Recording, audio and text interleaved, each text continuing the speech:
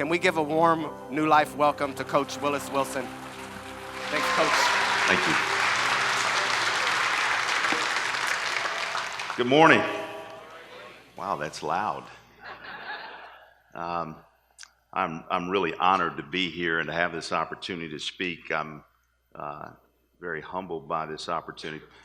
This came about over a lunch that I had with Pastor Mike one day, and he has a way and a knack of getting people to do things that they really aren't comfortable doing.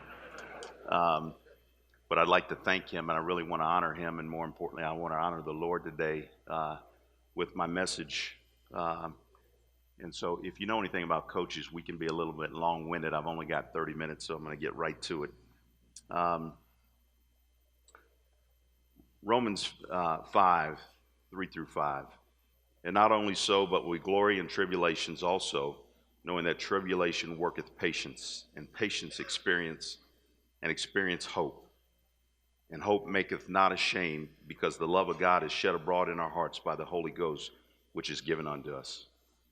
Another version of that is the New King James Version. Not only that, but we also glory in tribulation, knowing that tribulation produces perseverance, and perseverance character, and character hope. Now hope does not disappoint, because the love of God has been poured out in our hearts by the Holy Spirit who was given unto us. January 3rd, 1998, those were the words that changed my life. I want to come back to that, but those words have been really significant. As I look back over my life, tribulation is maybe another word for that is adversity, but tribulation is something that we all often experience in our lives. Just recently here over the last few weeks, this community and surrounding communities at Rockport and Port Aransas Pass, Ingleside have gone through some great suffering. But there's always something that comes out of tribulation. And one of those things is that we are forced to learn that we need each other and that we need to work together. Over the course of my life, I've had this opportunity to experience a lot of different things. When I was a young man, there was a lot I didn't know. I thought I knew everything. My parents often reminded me about all the things that I didn't know. My brother, who was an older brother, I always thought that everybody should either be or have an older brother, but my older brother, who I always looked up to, he was my hero. He reminded me often all the things that I didn't know. I had two twin sisters who were both juvenile diabetics back in the 60s and 70s when we were coming up. Nobody knew anything about diabetes. You treated diabetes like you treated a cold, and that was the exact wrong formula for treating diabetes. Both were kidney transplant recipients. One of my sisters, Marguerite, passed on at the age of 45 from complications from diabetes. Those were tribulations that my family went through.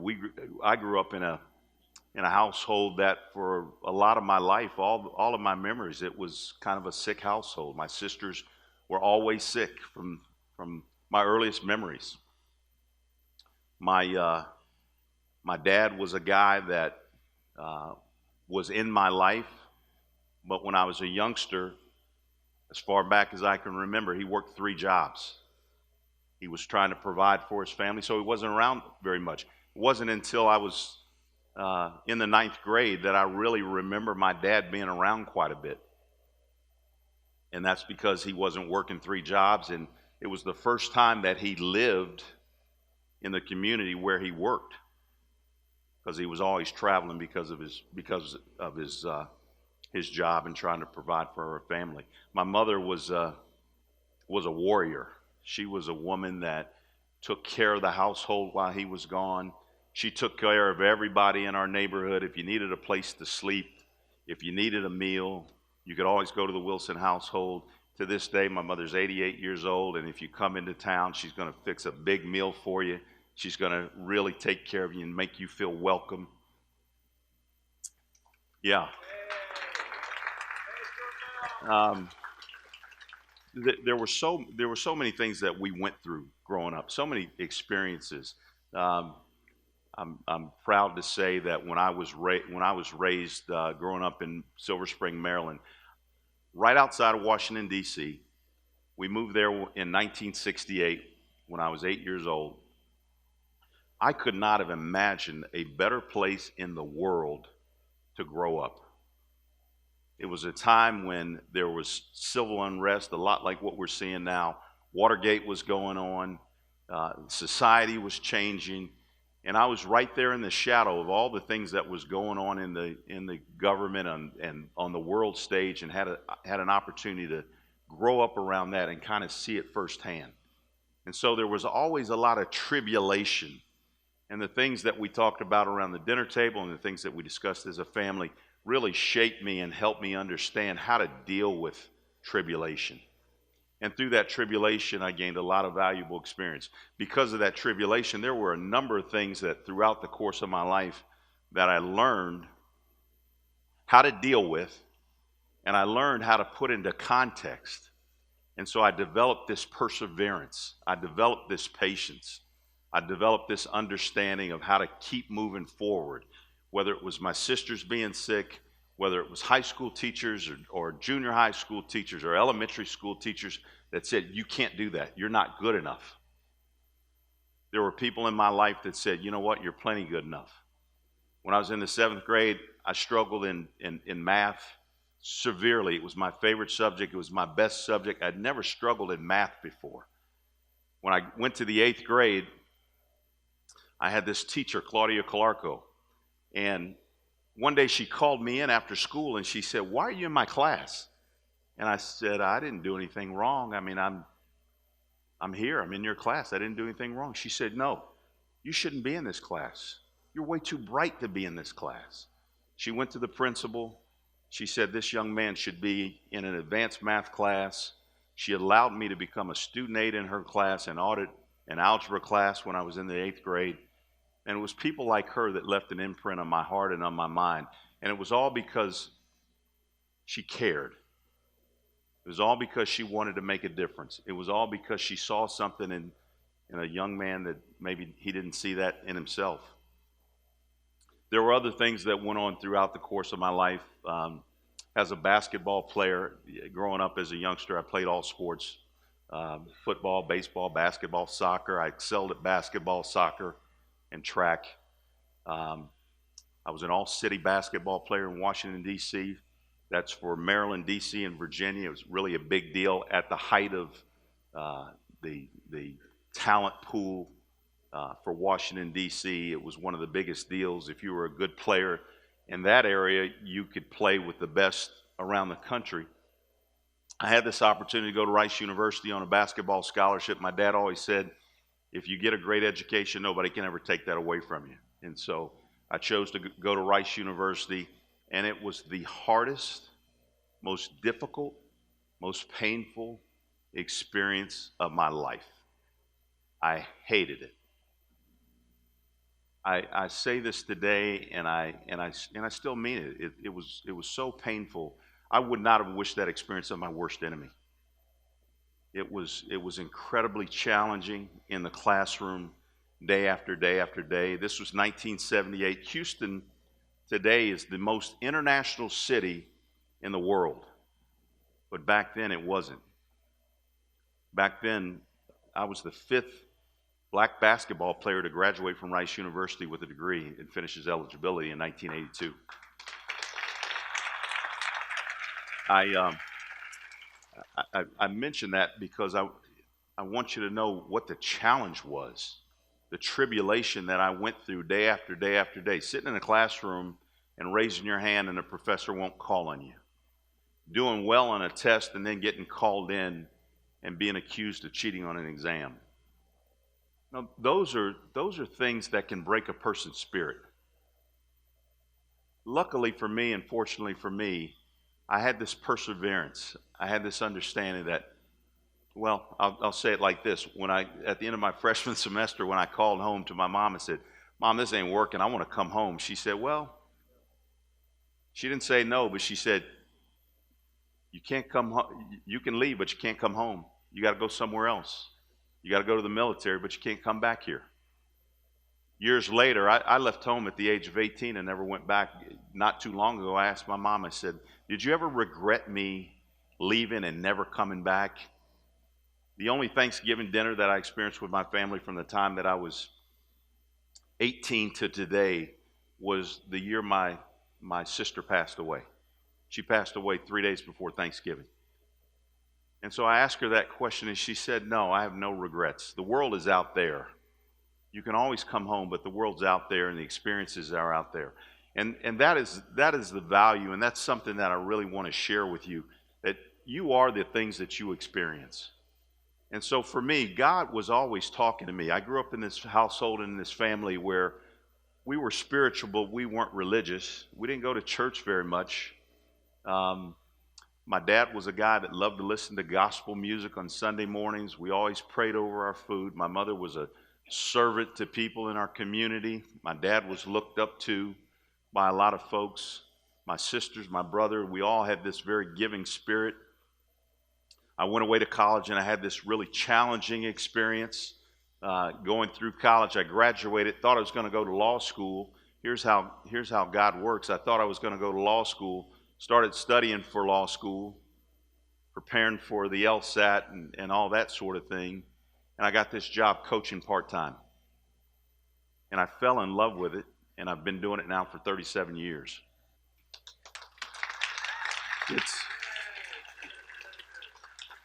It's been an amazing thing to think that you start on one path and you have this intention, but God steps in and He guides you somewhere totally different. Because of my career in coaching and my experience as a basketball coach, I've been to almost 20 countries. I've met 2 presidents. I've met some of the most famous people in the world, actors, actresses, politicians. I've had some amazing experiences in the coaching community as a young basketball coach. I was 32 years old. I was the youngest head coach in the United States in Division I basketball. I was voted one of the top 5 hottest coaches on this list that they put out every year. And I was really feeling myself. I mean, I was pretty good, and we were having some pretty good success at Rice. We were doing things that hadn't been done before at Rice, and I really thought I was going somewhere. I was really excited about the things we were doing, and with each passing day, I wanted to do a little more. I wanted to press a little harder. I wanted to push our players a little harder. I wanted to grow a little bit more. And as life happens, you find yourself in these situations, in these defining moments where God steps in. I was on the board of the Coaches Association. If you know anything about college basketball, I had an opportunity for 10 years to sit in a room with Roy Williams, Mike Krzyzewski, Tubby Smith, Gene Cady, all these guys that had won national championships. These are all Hall of Famers. These are guys that have been in this business, in this industry for years and years. And I was sitting in the boardroom with those guys, helping formulate legislation for college basketball, rubbing elbows with these guys. And I really thought I was going somewhere.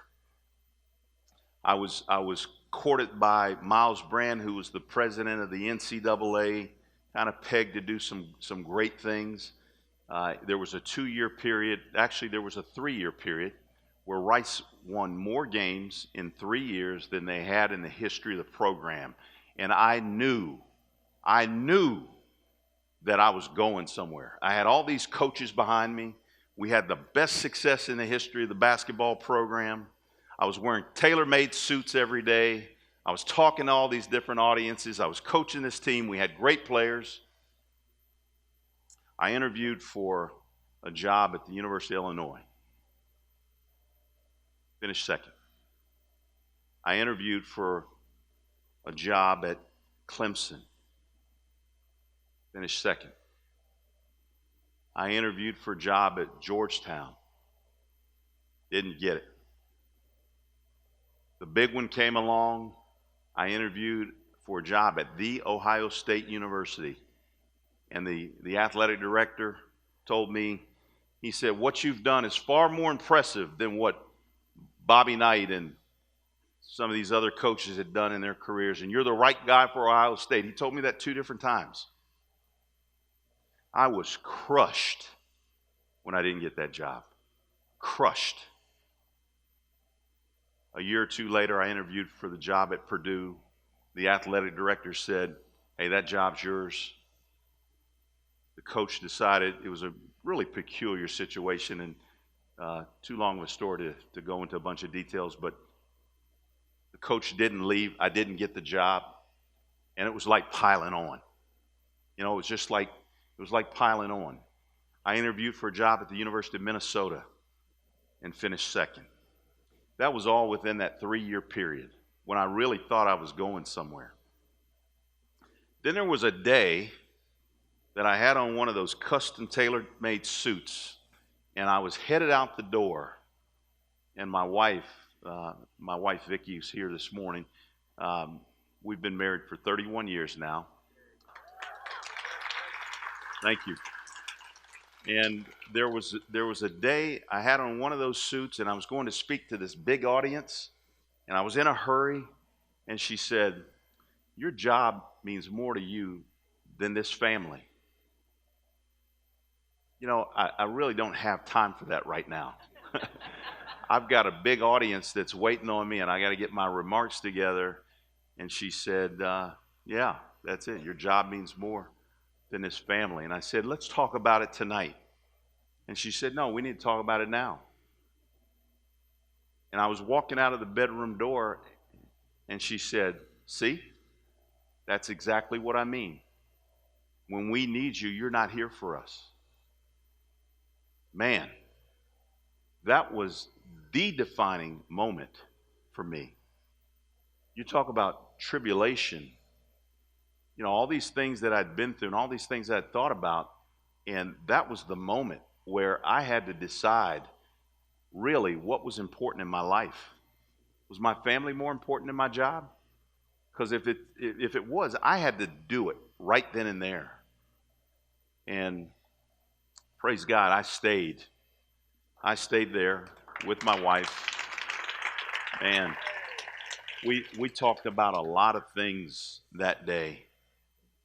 We cried together, we talked, we worked through a lot of things, but that was a defining moment for me. That really forced me to really think about some things. When I didn't get all those coaching jobs, man, I wasn't a good person. And it wasn't that I was intentional about being a bad person, but I took it out on people. I took it out on my family. I took it out on my players. I took it out on my coaches. When I went to work, I wasn't a happy guy. I was really flustered. I really thought I deserved this opportunity to do these great things, to be at the pinnacle.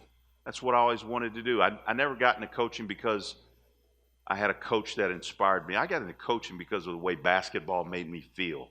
It put a feeling inside of me. And I thought that feeling, if I was coaching at one of the top programs in the country, I thought that feeling would just shoot me over the moon.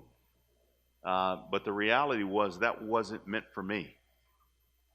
The reality was that I became this bitter person, and coincidentally, it's always amazing how God works. He puts people in your life at times where you really need them. There was a guy by the name of Eric Nelson who works for Athletes in Action. We've been friends now for a number of years, and I don't know how we became such close friends. But it was one of those things that I think just started with a conversation. And one of the things that I'm so grateful to Eric for is that when I was going through all the things that I was going through, he didn't talk a lot about God. He never talked about religion. But he talked about me. He talked about, what are the things in your life that you're doing well? What are the things in your life that bring you joy? Are you going to allow things to steal your joy? He always had these profound questions and thoughts and ideas. And the significance for that for me, and hopefully this will resonate with somebody out there this morning, but the significance for that for me was I learned about Christ, and I learned about how to be a Christian because of those conversations. It wasn't about religion, and it wasn't about somebody else's view. It was about my relationship with God. And he began to help me understand how to navigate those waters. And the interesting thing is that as you go through life, you experience things and you never know why. Back in 1989, the first time I went out of the United States, we had a basketball tour when I was at Rice. I was an assistant coach. We went to Brazil. That was back before cell phones, before all the technology. There was no satellite. There was no CNN International, all these things. And they said, "Man, you're going to Brazil." And I said, "Yeah, that's pretty neat, isn't it? You better take a book because they don't speak English and they don't speak Spanish." And I was like, "Wow, really?" And back in those days, if you thought about it, I mean, you go to a foreign country, people didn't know English like they know it today. English has become an international language, as is Spanish. And so, just kind of dumb trust, I guess. I took a book, and sure enough, we got to Brazil, and you can only play so many hands of cards and so many rounds of dominoes in like 18 days. And so got a little tired of doing some of those things, and I'd never read before. I was 28 years old. I was an assistant coach. I got a degree from Rice University, and I never read before. I didn't want to read. There were too many other things in life that excited me to read. And I took this book, and I read it, and I started reading it, and I couldn't put it down. I mean, it was like I was staying up till 3 or 4 in the morning reading this book. Wake up in the morning, "Man, what have you been doing? You've been out all night?" No, I was up reading a book. And I just fell in love with reading them. From that point forward, I've read thousands of books. It really enriched my life. But there was a reason for that trip. There was a reason for me falling in love with reading. Because when I developed this relationship with Eric Nelson, who became my good friend, Eric and I made an agreement one day that, hey, let's just talk once a week. So every Wednesday morning, 9 o'clock, we put it on a calendar. We call each other and we just talk. We talk about each other. We talk about our families. We talk about our lives. We talk about God. We talk about just all sorts of things. But it was through those conversations and through this passion about reading that I began to read the Bible. And that was a time in my life where I was going through all this turbulence, all this tribulation. The great news was that I was raised in a family that knew how to persevere. You know, from the time my sisters were born until my sister died at 45, my other sister who's 59 today, my parents had to learn how to just keep going through the darkest, through the worst. On the nights where my sisters were ill, my deceased sister, the last 10 years of her life, she probably spent 2 to 3 weeks out of every month in the hospital. Can you imagine the drain, the physical, emotional, and financial drain that takes? And then to have an identical twin sister who's going through some of the same things. That was draining.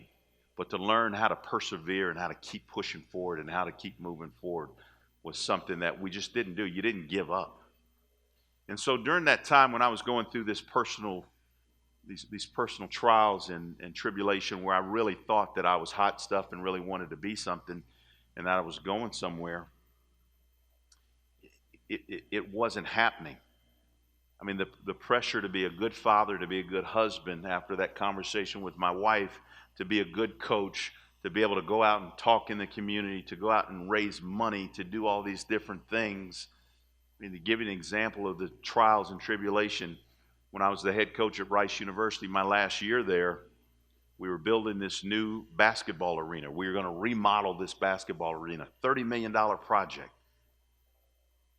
The athletic director would come in, and every monthly staff meeting, he said, "I'd like to thank Coach Willis for his connections in the community, and because of his connections with his former teammates and with his former players, we've raised $5 million this month." The next month it was $6 million, and it was, and all told, out of a $30 million project, $24 million for this project came from my former players and teammates, only to get fired 6 months later. that's kind of how things work. What I didn't know at the time that God had put a man in my life who fired me, and it was one of the best blessings that I ever had. It saved my health. I was talking to Pastor Mike the other day about mercy and grace, and he said grace is when God makes up the difference. God showed me such grace. When I got fired, he gave me the grace. He made up the difference and allowed me to take a year off when my health was bad to really get myself together. And that was a level of grace that I had never experienced before, and I really learned to appreciate and think about God's grace every day. But when I was going through that hard time and all that pressure to win games, to raise money, to do all these different things was mounting over and over and over again. We were playing in a basketball conference that was one of the 3 or 4 best basketball conferences in the entire United States. We had a team in New Mexico that was ranked, I think, 25th in the country. Utah was ranked in the top 5 in the country. TCU was a top 25 program back in those days. And we were playing all these teams, and we're traveling all over the western United States. And I remember when going on those road trips, I used to go to my hotel room. The worst part of the day for a coach is 5 to 7 on game day. That's when there's nothing going on, and it is just you. And you have all this time for this anxiety to build, and you're getting ready for the game, and you just have nothing to do but think. And so I would flip the Bible open in the hotel room, and I'd just touch a spot. And then I would read it. And it was just like when I was going to church, and I'd sit in the audience, and the pastor would talk, and he'd give his presentation, and he'd invite people to come to the Lord, and my feet never moved, and my heart wanted to go down that aisle so bad. And I went through that over and over and over. And this was a similar experience where I'd open that book, and I'd put my finger just blindly, and I'd read that passage, and it always applied to me. It was talking to me, directly to me. And it was on January 3rd, 1998, when I opened that Bible and I put my finger on that passage. And it spoke to me. It said, yeah, you're going through a lot of hard things, and you can persevere. And through all this perseverance, you're going to develop this experience. And through that experience, you will have hope. Because I'm going to always be there for you. I'm always going to be by your side. I will lift you up when you can't move your feet. I will hug you. I will love you. I will nurture you. And I will give you all the things that you need. And it was the most powerful experience. And I got down on my knees and I gave my life to the Lord. And I never looked back.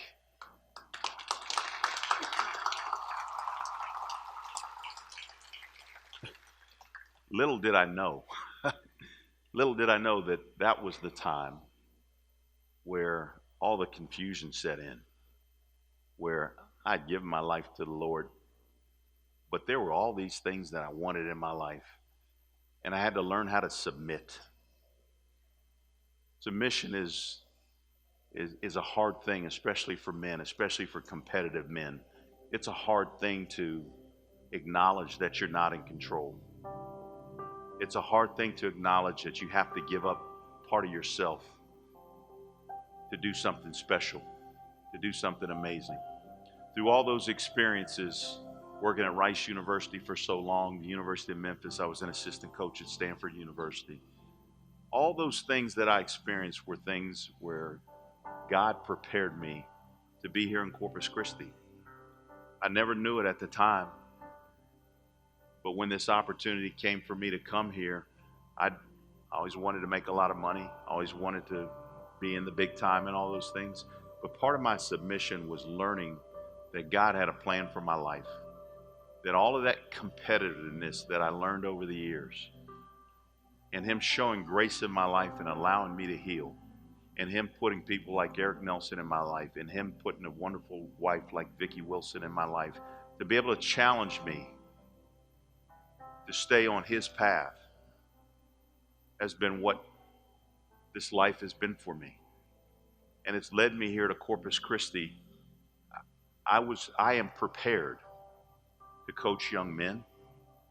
I'm prepared to give them the things that they need, to give them the love they need. I'm prepared to do it in a way that's honorable to the Lord, with grace and with mercy, also with thunder and fire. But all those things that I've been through in my life have prepared me, and the big submission part to me was recognizing that my life has always been about service. When I always thought it was about me and all the great things that I could do, in the end, my submission is to serve. It's to make a difference. I hope and pray that there's somebody in this audience this morning that can relate to maybe some of the things that I've been through. I grew up in very humble beginnings, but I always heard that voice from God, that he was always talking to me. Until I gave my life to him, he didn't really reveal himself and reveal his plan for me until I made that commitment. And when I didn't really understand and I thought it was about one thing, he put somebody in my life that said, no, this is what it's really all about. Just listen to him. Just follow him. Just trust him. I'm just gonna close with one verse here. And this is Proverbs 4:7. Getting wisdom is the wisest thing you can do. And whatever else you do, develop good judgment. The hardest person to have good judgment for is you. Learning how to have good judgment for you is the biggest challenge. We get intimidated by what we think other people want for us. We get intimidated by others' opinions of us. I'm standing here today because Pastor Mike asked me if I would share my story. And that's only half of the reason that I'm standing here. The other half of the reason that I'm standing here is that God has given me a platform. He's given me an opportunity to serve. And if I can give back, if I can make a difference with my experiences and my words to somebody, to say that it is okay to be humble. It's okay to not be in control. It is okay to take risk. And the biggest risk that you might take today is to give your life to the Lord. For me, it's real simple. The more I risk, the more I'm willing to give up, the more I'm willing to be not in control, the greater things happen in my life. And I am forever grateful for that. So thank you for your time this morning. Thank you for your attention. Thank you.